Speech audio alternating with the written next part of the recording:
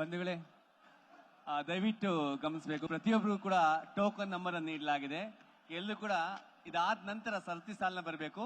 ಹಿರಿಯ ನಾಗರಿಕರು ಮತ್ತು ಅಂಗವಿಕಲರ ಅವ್ರ ಬಳಿನೇ ಹೋಗಿ ಹವಾಲನ್ನು ಸ್ವೀಕರಿಸ್ತಾ ಇದ್ದಾರೆ. ಅವರು ವೇದಿಕೆ ಮೇಲೆ ಬರಲಿಕ್ಕೆ ಆಗಲ್ಲ ಅನ್ನೋ ದೃಷ್ಟಿಯಿಂದ ದಯವಿಟ್ಟು ಇದನ್ನು ಗಮನಿಸಬೇಕು. ಟೋಕನ್ ಯಾರು ಪಡೆದಿರೋ ದಯವಿಟ್ಟು ಎಲ್ಲರೂ ಕೂಡ ಸಾವಕಾಶವಾಗಿ ಕೂತ್ಕೋಬೇಕು. ತಮ್ಮನ್ನ ಟೋಕನ್ ನಂಬರ್ ಆಧಾರವಾಗಿ ವೇದಿಕೆಯಲ್ಲಿ ತಮ್ಮನ್ನ ಭೇಟಿ ಮಾಡ್ತಾರೆ.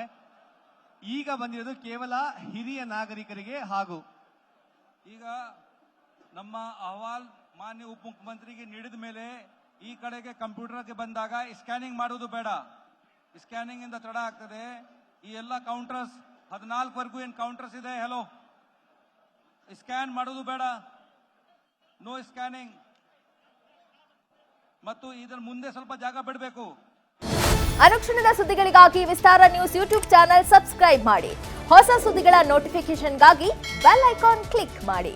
ಲೇಟೆಸ್ಟ್ ಅಪ್ಡೇಟ್ಸ್ಗಾಗಿ www.vistaranews.com ವೆಬ್ಸೈಟ್ಗೆ ವಿಸಿಟ್ ಮಾಡಿ. ಅಂಗೈಯಲ್ಲೇ ಜಗತ್ತಿನ ಸುದ್ದಿ ತಿಳಿಯಲು ವಿಸ್ತಾರ ನ್ಯೂಸ್ ಕನ್ನಡ ಆಪ್ ಡೌನ್ಲೋಡ್ ಮಾಡಿ.